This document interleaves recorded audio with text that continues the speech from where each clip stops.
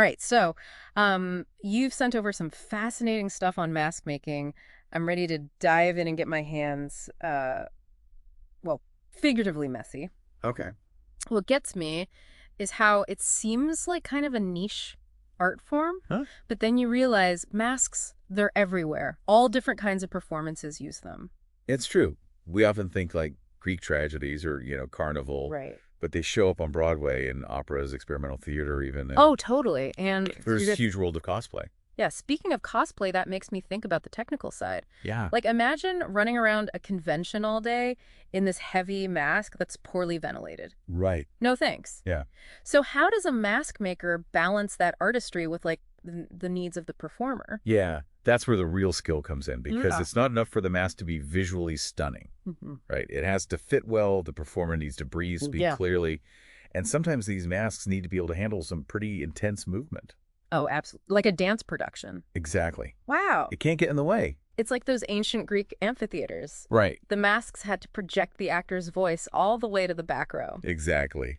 I'm picturing a mask maker's workshop now. Uh-huh. Clay, plaster fabric. What's your favorite material to work with? Oh, that's a tough one.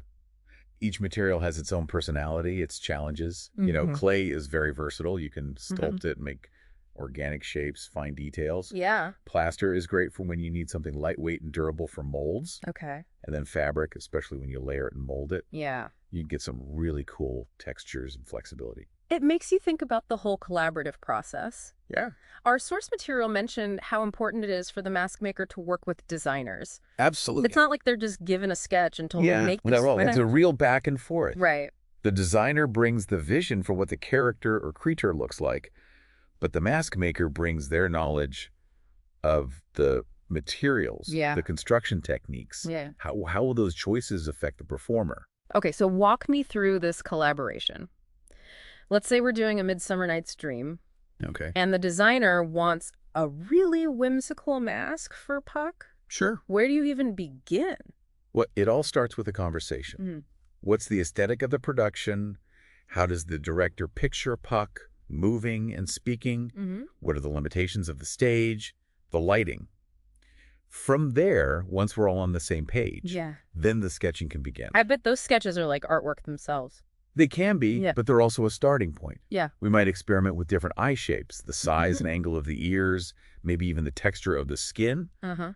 all the while keeping in mind how these elements will translate into a 3D mask that someone can wear. Right, because it has to actually work. Right. And it's not just the look, right? Yeah. You also have to think about how it affects the actor's voice, their expressions, Yeah, even how they move on stage. exactly. A mask, it can either really add to a performance or it can get in the way.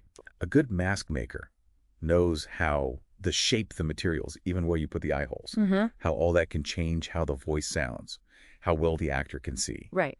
even their field of vision.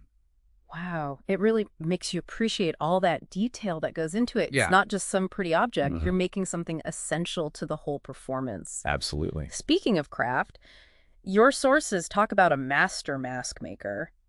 What does it even take to get a title like that? Well, it means you've really honed your art and your experience. Okay. It's someone who hasn't just mastered the technical stuff, the sculpting, molding, painting, Yeah.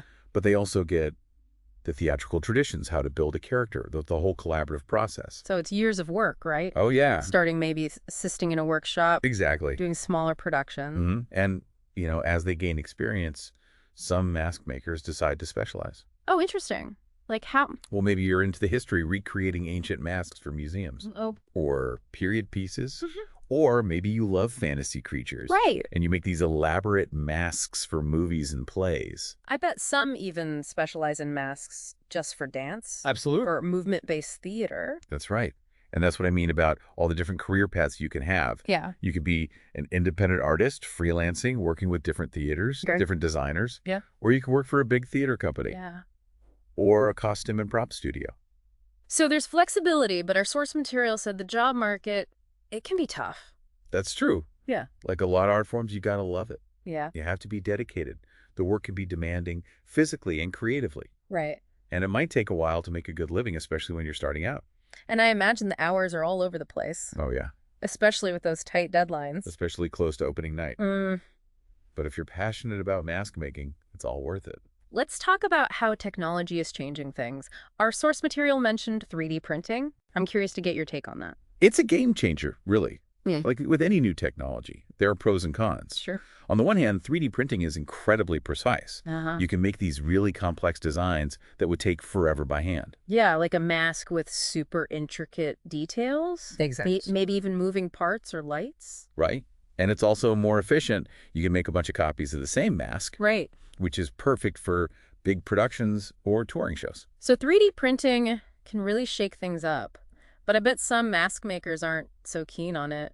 Yeah, I can see that. Like, they might worry about losing that handmade feel, that human touch. It's a common worry with any art form when technology comes in. Yeah. There's something special about those little imperfections, those variations you get when you make something by hand. It gives it character. Exactly. It tells a story about the artist, their skill. And that story makes each mask unique. Right. It's not just some factory-made thing. Yeah. So do you think there's a way for mask makers to find a balance? To use these new technologies but still keep the heart of their craft? I think you have to see technology as a tool, not a replacement. Okay. Think of a painter experimenting with different brushes, different paints. Right. A mask maker can do the same with 3D printing. See how it can add to their art. Without losing what makes it special. Exactly. It's about that mix of old and new. I love that. So as we wrap up our deep dive into mask making, what's the one thing you want our listener to walk away with? I want them to realize how much more there is to mask making than what you see on the surface. It's more than just a pretty face. Exactly. It's art. It's skill.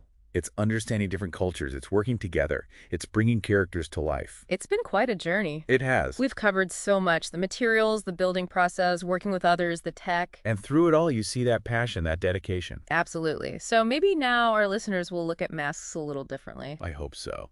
Whether it's on stage, in a museum, even at a party. There's always something new to discover. Thanks for joining us as we explored the incredible world of mask making. My pleasure. Until next time. See you then.